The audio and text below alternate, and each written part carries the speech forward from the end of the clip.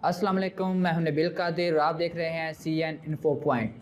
Friends, आज हम discuss करेंगे सल्तनत उस्मानिया को। सल्तनत उस्मानिया क्या है, ये कब बनी, कितने ममालिक इसके अंडर थे और ये कैसे टूटी, और वज़ीर-ए-आज़म इमरान खान ने ऐसा क्यों कहा था कि हम दिरिलीस उर्तुगुल या सल्तनत उस्मानिया पर मबनी एक ड्रामा PTV होम पे चलाएंगे। इसके पीछे क्या हकीकत है, उसको आज हम इस वीडियो में डिस्कस करने लगे हैं। सबसे पहले चलते हैं कि दिरिलीस उर्तुगल ये ड्रामे का नाम है, इसके पीछे हकीकत क्या है। दिरिलीस उर्तुगल बेसिकली एक ड्रामा है जिसमें बताया गया है कि जो उस्मान है, दिरिलीस उस्मान, शहजादा उस्मान जिसके नाम पर ये सारी सल्तनत बनी है, वो जब हुक्मरानी कर रहा था मुख्तलिफ ममालिक में, आगे चल के मैं बताऊँगा कौन कौन से ममालिक थे, वो जब हुक्मरानी कर रहा था तो उसको किन मुश्किलात का सामना हुआ, और आज के दौर में भी हमें उनमें से किन मुश्किलात का सामना है जिससे हमें बचना है और उसे हमें फुलफ़िल करना है, उसकी रिक्वायरमेंट्स को उसको टैकल करना है।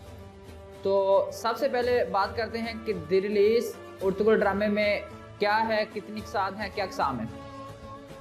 5 इसके सीज़न हैं, हर सीज़न में 65 से 70 तक एपिसोड्स हैं और तुर्की ज़बान में है ये। और इसकी हकीकत और इसकी अहमियत का अंदाज़ा ये लगाएं कि इस वक्त के तुर्की के प्रेसिडेंट तैयब उर्दवान ने खुद मॉनिटर किया था, खुद इसको ऑर्गेनाइज़ किया था, और गाहे बगाहे 1.5 मंथ बाद 2 मंथ बाद इसकी शूटिंग, इसकी लोकेशन पर जाके इसको एनालिसिस करते रहे थे कि ये ड्रामा कहाँ पहुँचा है, इसकी परफॉर्मेंस कैसी है, कौन कहाँ क्या क्या गलती कर रहा है। यानी कि आप अंदाज़ा लगाएं कि एक मुल्क का प्रेसिडेंट खुद उस ड्रामे को देख रहा है, उसकी प्रोडक्शन में, आप यूँ समझे वो प्रोड्यूसर है इस ड्रामे का। उसको बनाने का मकसद ये था कि जो उम्मत मुसलमान है, जो मुस्लिम कंट्रीज़ हैं, उनकी आंखें खोली जाएं कि जो भी ईसाई इनके ख़िलाफ़ या हिंदू या कोई भी नॉन मुस्लिम जो उनके ख़िलाफ़ प्रोपेगेंडा कर रहा है, इसको एक्सपोज किया जाए, मुस्लिम कंट्रीज़ को अपने इत्मीनान में लेकर एक वही मुत्तहिद हुआ जाए जैसे हुज़ूर इस्लाम के दौर में इत्तेहाद उम्मत था, तमाम मुस्लिम कंट्रीज़ आपस में इकट्ठे थे। ये ड्रामा दिरिलीस उर्तुगल 50 से ज़ायद इस्लामी ममालिक में डब्ड होके, उनकी अपनी जो नेशनल लैंग्वेज है उसमें ये डब्ड होके और उस ममालिक में चलाया जा चुका है। इमरान खान साहब ने जब इसको थोड़ा सा एनालिसिस किया, उनके मशीरों वज़ीरों ने उनको बताया कि ये एक ड्रामा है, या तैयब उर्दुगान ने खुद उनको बताया होगा जब वो मीटिंग में आते थे कि ये ड्रामा है, इसको देखें। खान साहब ने इस पर थोड़ा सा एनालिसिस किया, उसने सोचा कि हाँ ये मार्केट में आना चाहिए, पाकिस्तान को भी दिखाना चाहिए ताकि पाकिस्तान की आवाम को शऊर आए, उनको पता चले कि आगे हो क्या रहा है। जो काफर हैं, जो हिंदू हैं, या जो नॉन मुस्लिम है, मैं नॉन मुस्लिम वर्ड यूज़ करूँगा, जो नॉन मुस्लिम हैं वो उनके खिलाफ़ क्या साजिशें कर रहे हैं। तो खान साहब ने एनालिसिस किया, उसको देखा, देखने के बाद उन्होंने डिसाइड किया कि हम भी इसको अपने नेशनल टेलीविज़न पर चलाएंगे। तो वो डब्ड हो रहा है, वो आस्ता आस्ता जब डब्ड होगा इंशाल्लाह आप दिरिलीस उर्तुगल PTV होम पर मुख्तलिफ औकात में, मुख्तलिफ डेज़ में, वीक में देखा करेंगे। अब हम लोग आते हैं सल्तनत उस्मानिया ऑटम एम्पायर की तरफ। इस्लाम की तारीख में जो हम कहते हैं कि मुसलमानों ने हुकूमत की 800 साल, 1000 साल, बेसिकली उस हुकूमत का, उस रूलिंग करने के ज़माने का बड़ा ज़माना या बड़ा टेन्योर या बड़ा ड्यूरिंग टाइम ये सल्तनत उस्मानिया है। अब मैं बताता हूँ कि ये शुरू कहाँ से हुआ, आगे कैसे कैसे कैसे कैसे चलता गया। शजरा तो मैं नहीं बताऊँगा, लेकिन ये बताऊँगा कि शुरू कहाँ से हुआ, उसकी दाग बेल डालने वाला कौन है। सबसे पहले सुलेमान शाह तुर्क कबीलों का एक कबीला था, काई कबीला, जिसे काई कबीला लोग कहते थे। ये सुलेमान शाह उस कबीले का, आप सरदार कह रहे हैं, प्रेसिडेंट कह रहे हैं, ये था प्रेसिडेंट। और अपने कबीले को तुर्क कबीलों में, चूँकि पुराने ज़मानों में कबीलों में लोग डिवाइड होते थे, जैसे मदीना मुनव्वरा से लेकर और मक्का तक, और फिर जैसे जैसे आगे आगे इस्लाम की तारीख चलती गई और दुनिया फैलती गई, लोग कबीलों में रहते थे। पहले ये कंट्री सिस्टम नहीं था, पहले एक बड़े सब कॉन्टिनेंट होते थे, 4-5 मुल्कों को एक मुल्क कहते थे। तो लोग तुर्क जो हैं वो कबीलों में रहते थे। उस कबीले में एक काई कबीला था जिसका सरदार था सुलेमान शाह। उसके हुक्म पर काई कबीले में कोई काम उसके हुक्म के बगैर, यानी कि आप यूँ समझें कि वो पूरा रोल उसका नीचे से लेकर ऊपर तक हर बंदा उसकी बात मानने वाला था। उसने, उसके आगे शादी जब हुई तो उसके बाद उसके 2 बेटे हुए, उर्तुगुल जिसे हम तुर्क में उर्तुगुल या तुगुल कहते हैं, और फिर हुआ गुलदारो, ये दो उसके बेटे थे। अब गुलदारो की भी शादी हुई, गुलदारो अर्तुगरुल से बड़ा था, पहले गुलदारो हुआ फिर अर्तुगरुल हुआ। इनके नाम आपको थोड़े से डिफरेंट लगेंगे क्योंकि ये तुर्क थे तो इनके टर्किश में हैं नाम, और कुछ मुस्लिम भी हैं, इस्लामी नाम भी हैं। और गुलदारो की शादी होगी, अर्तुगरुल की होगी। अर्तुगरुल मैं आपको बेसिक नीचे लेवल पे जाकर समझा रहा हूँ कि आपको समझ में आ जाए कि सल्तनत उस्मानिया है क्या, तुर्क क्या होते हैं, किस तरह से वो काम आपस में करते हैं और क्या क्या उनकी जंगें कैसे लड़ी जाती, शुजात किसे कहते हैं। अर्तुगरुल की शादी हुई हलीमा खातून, वो भी आपको याद होगा अलाउद्दीन, सुल्तान अलाउद्दीन का एक बड़ा नाम है इस पूरे टेन्योर में और इस पूरे एम्पायर में। अर्तुगरुल की शादी हुई सुल्तान अलाउद्दीन जो बाकी छोटे सारे तुर्क कबीलों का सरदार था, उसकी भतीजी के साथ, हलीमा खातून का नाम था, हलीमा के साथ। फिर उसके मैं जल्दी कवर कर रहा हूँ, उसके आगे फिर उसके 3 बेटे हुए, 4 जिसका नाम जिंदोजो, जिंदार और एक और नाम है, और एक है उस्मान। वो जो उस्मान है उस नाम पे ये सारी सल्तनत बनी। दिरिलीस अर्तुगरुल ने, गाजी अर्तुगरुल ने इसकी बागडोर करना शुरू कर दी थी। शादी से पहले वो जब भी जंग लड़ता पूरी हिम्मत के साथ, पूरे जोश व जज्बे के साथ, शुजाअत व बहादुरी के साथ जंग जीतता, ना सिर्फ अफरादी कुव्वत के साथ, अपनी ताकत, हिम्मत, जोर, जज्बे, बलबले के साथ और अपनी प्लानिंग के साथ ज़हीन बहुत था। उसको पता था कि कम फौजी हों तो ज़्यादा फौज को शिकस्त कैसे देनी है। वो ज़्यादा तक तो ऐसे जी जाता था कि जाके लड़ना नहीं पड़ता था, सिर्फ अपनी हिकमती अमली दिमाग के साथ खेल के उसको दुश्मन को शिकस्त देनी पड़ जाती। अब जल्दी में कवर कर, जब शादी हो गई दिरिलीस अर्तुगरुल फतुहात हासिल करता गया, पूर्णिया और हलब इस तरह के ममालक और इस तरह के इलाकों को कवर करता गया। फिर आगे उस्मान हुआ, जब दिरिलीस अर्तुगरुल वफात पा गई, फिर आगे उस्मान ने अपने बाप की सलाहियत को आगे जारी रखा। उस्मान ने पूरे, अब आप ये अंदाज़ा लगाएं कि 600 साल तक ये हुकूमत रही। उस्मान के बाद फिर उसकी शादी हुई, उसके बेटे हुए, उसके बेटे, यानी कि 1299 1300 ईयर्स में, 1300 में, पूरे सन 1300 में ये आगाज़ होता है इसका, और 600 साल हुकूमत रहती है, 623 साल, यानी कि 1923 में ये जाके हुकूमत होती है। वो भी बताता हूँ किस वजह से। आप ये अंदाज़ा लगाएं कि 600 साल हुकूमत रही और 3 सब कॉन्टिनेंट्स में इनका जो उस्मान एम्पायर, ओटम एम्पायर थी वो फैली हुई थी। यूरोप, एशिया, अफ्रीका, ममालिक सुने कितने बड़े बड़े और कितने इंपॉर्टेंट ममालिक, इस्लामी ममालिक इस ओटम एम्पायर के नीचे थे। टर्की, खुद तुर्की, जो इसका मेन गढ़ था वो तुर्की था।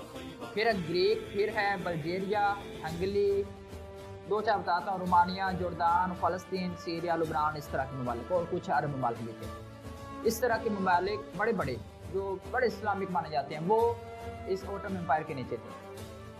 अब जब जाहिर है कि आप दुश्मन के साथ जंग लड़ते हैं तो दुश्मन भी आप करीबी लोगों को पकड़ता है, उसको कुछ किसी को डर के साथ, किसी को पैसे दे के, लालच दे के अपनी तरफ करता है। अब आ रहा हूँ उस तरफ कि वो कैसे हारे, ओटम एम्पायर कैसे खत्म हुई।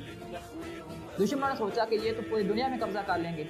उन्होंने और उस्मान के ओटम एम्पायर के करीबी रिश्तेदारों को, करीबी दोस्तों को, या जिनसे वो मशवरा लेके चलता था, उनको पकड़ना शुरू कर दिया। किसी को जोर से, किसी को लालच दे के अपने साथ मिलाया, अपने साथ मिला के उन्होंने उस्मान के खिलाफ बगावत का ऐलान किया, गद्दारी की।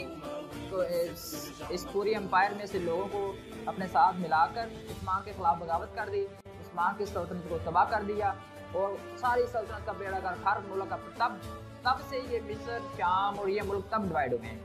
पहले ये सारे उसके अंडर ही थे सल्तनत उस्मानिया के। इस ओटम एम्पायर में उसने सल्तनत उस्मानिया में उन्होंने मुकाबला किया चंगेज़ खान की अफवाज के साथ। चंगेज़ खान, हलाकू खान, ये उस वक़्त के ऐसे माने जाते थे, इनके वाक़यात आप पढ़ें आपको अंदाज़ा होगा।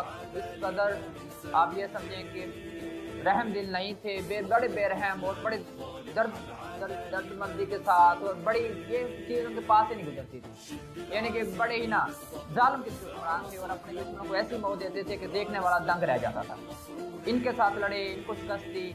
हलाकू खान इराक़ पहुंचा है, फिर जाके इराक़, बगदाद तक इसने हमले किए, फिर जाकर ओटम एम्पायर टूटी 1923 में, 1923 में, और अब आते हैं सऊदी अरब और तुर्की का आपस में क्या कॉन्फ्लिक्ट है, अमेरिका का सऊदी अरब क्यों कम्बिनेशन इतना है, क्यों वो अलायंस कर रहे हैं, आप उस बात पे आते हैं। आपने सुना होगा तुर्की के प्रेसिडेंट ने मुख्तलिफ अपनी वीडियोस में बयान दिए, कहा कि 2023 में तुर्की इस जैसा नहीं रहेगा जैसा अब है। अब ये सोचें कि इतनी पाबंदियाँ लगी हों जिस मुल्क पे, फिर भी वो अमेरिका पाबंदी लगाने वाला जाहिर है, अमेरिका को आंखें दिखाता है, अमेरिका के सामने खुल के बयान देता है। इसकी वजह क्या है कि उस बयान में ये भी होता है कि 2023 में तुर्की ऐसा नहीं रहेगा जैसा अब है। इसका क्या मतलब है, 1923 में सऊदी अरब के साथ इनका एक वायदा हुआ था 100 साल का तुर्कों का वायदा ये था कि आप सल्तनत उस्मानिया ख़त्म कर दें और मुल्क डिवाइड हो जाएंगे, 100 साल के लिए अलग अलग रहेंगे,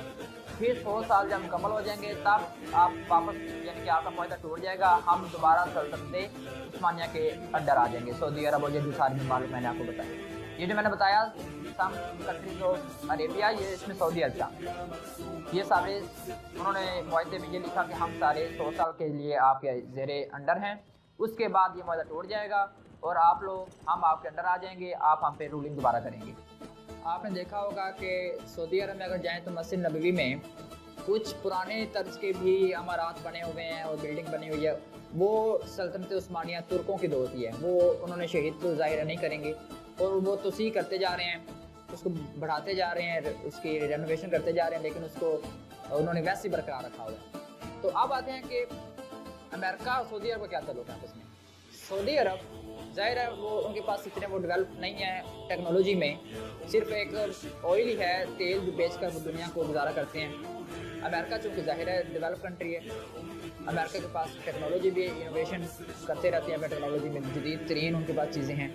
सऊदी अरब अमेरिका से मदद मांग रहा है कि हमें हमारी मदद करें, 2023 में मुआहदा ख़त्म होने वाला है, तुर्की हम पर हमला करने वाला है। अब अमेरिका की ये फिलोसफी है कि अमेरिका टिश्यू पेपर की तरह यूज़ करके ज़ाया कर देता है, वो कभी भी किसी को भी अपने साथ लॉन्ग टर्म के लिए नहीं रखता, वो सिर्फ अपने मफाद के लिए यूज़ करता है, उसके बाद डिज़ोल्व, जैसे आप उसके लिए थे ही नहीं, वो पक्का दोस्त नहीं बना सकता किसी को भी। ये बात सऊदियों को समझ नहीं आ रही, लेकिन वक्त के साथ साथ वो समझते जा रहे हैं। वो कैसे, उसकी एक हकीकत ये है कि जब सऊदी अरब के खाम माल पर हमले हुए थे, सऊदी अरब ने मदद मांगी थी, हमें थोड़ी सी आप सिक्योरिटी दें, अमेरिका ने उसी टाइम हाथ खड़े कर दिए थे कि आप अपने खाम माल की सिक्योरिटी खुद करें।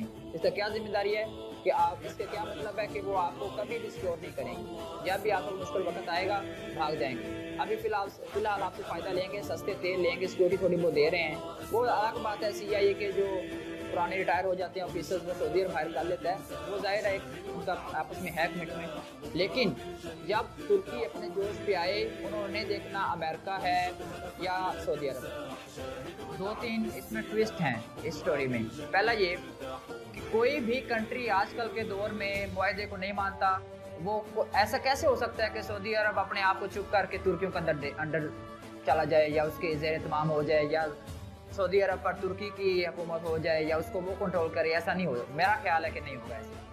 हाँ, ये हो सकता है कि तिजारत को, मईशत को, चंद डिपार्टमेंट्स जो बेसिक हैं जिन पर मुल्क इन्हिसार करता है, जिससे मुल्क चलता है, वो तुर्की के अंदर आ जाएंगे। दूसरा ट्विस्ट ये है कि 2023 में तुर्की में प्रेसिडेंट के इलेक्शन भी हैं। आपको याद होगा प्रेसिडेंट जो तैयब है, ये दूसरी दफ़ा आया है, इस प्रेसिडेंट बना है तुर्की का। अब ये भी हो सकता है कि वो तीसरी दफ़ा बने, और ये भी हो सकता है कि अगर वो हार गया और नया आने वाला प्रेसिडेंट किस तरह का होगा।